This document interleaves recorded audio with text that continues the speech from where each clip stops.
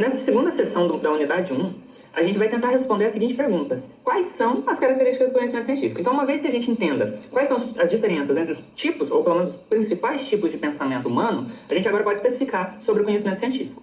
Bom, e dentro das características, a gente então agora vou listar uma lista de características do conhecimento científico, que são aspectos que precisam estar em maior ou menor grau presentes dentro das elaborações científicas que nós fazemos, para que essas elaborações científicas possam ser consideradas como conhecimento científico.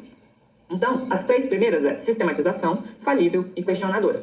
A sistematização, ela organiza ideias e objetos baseados em um sistema de teorias e hipóteses. Ou seja, você não está só classificando o conhecimento e dizendo esse é o conhecimento A, esse é o conhecimento B. Quando você sistematiza, você está explicando e por meio das explicações você está organizando. Ele tem que ser falível, ou seja, não é permanente e está sujeito a atualizações. O conhecimento científico, ele vai se aprimorando à luz de novas evidências, à luz de novos métodos, à luz de novos conhecimentos. E ela tem que ser questionadora. O que é ser questionadora? Não é ser chata, é sim ser criadora de questões e reflexões quanto às respostas geradas. Então a gente não pode... Esse aspecto questionador da ciência é o que garante que ela continue avançando e que permita que ela continue sendo falível, por exemplo. Então vocês vão ver que várias dessas características, elas são bases umas para as outras. As outras 4 características são objetividade, positividade, racionalidade e explicabilidade. A objetividade é aquilo que vai garantir o estabelecimento de afirmações inequívocas que podem ser testadas independentemente dos cientistas que as propuseram. Então, a objetividade é a garantia de que a ciência é feita baseada em evidências e não baseada em discursos de autoridade ou do próprio cientista que construiu aquele conhecimento. Quando eu vou e refuto um conhecimento científico, eu não estou refutando a pessoa que produziu o conhecimento científico. Eu estou refutando as características daquele conhecimento científico, alguma questão de faltou alguma evidência, faltou algum método, faltou alguma análise, interpretou errado algum aspecto.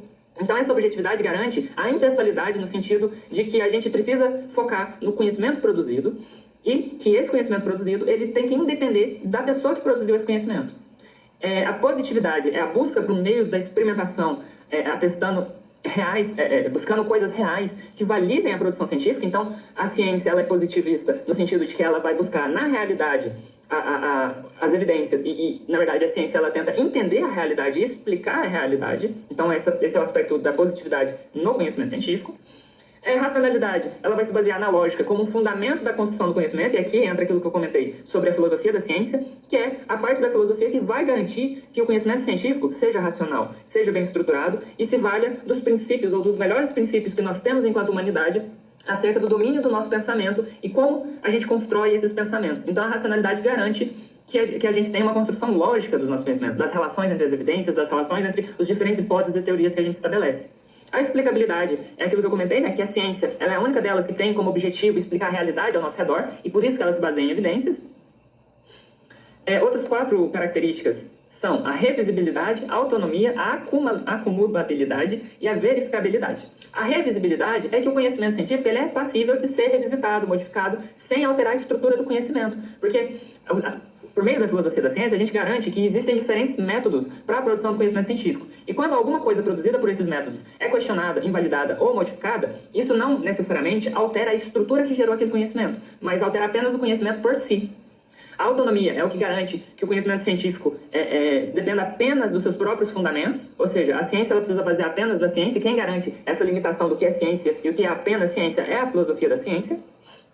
A acumulabilidade é que a ciência é social e ela possui um caráter histórico. Então, não é à toa que a gente estuda história da ciência. E essa história é justamente refletida também na acumulação de conhecimentos. Então, há algumas décadas atrás, a gente explicava a gravidade de uma forma diferente da que a gente explica hoje em dia. Porque os conhecimentos vão se acumulando, se somando e se modificando ao longo do tempo, ao longo das novas evidências que encontramos, dos novos métodos que dominamos e assim por diante. A verificabilidade é o que garante que o conhecimento científico seja testável. Ou seja, a gente, para considerar que um conhecimento científico é científico, ele precisa ser, pelo menos em teoria, passível de ser testado, passível de ser falseado. Ser falseado é você ter a capacidade de, por meio de alguma evidência, demonstrar que aquilo não é uma verdade. Então, o conhecimento científico ele precisa ser falseável, porque nós não somos capazes de alcançar verdades, mas nós somos capazes de desconstruir argumentos. Então, é nesse princípio que a verificabilidade se baseia.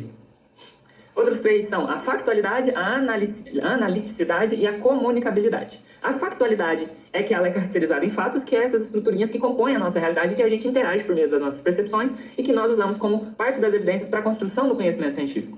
A analiticidade é que a ciência ela tem um caráter analítico de avaliar as evidências utilizadas na construção do conhecimento científico. Então entra aqui justamente a questão da lógica, da racionalidade e aí, mais uma vez, a importância da filosofia da ciência.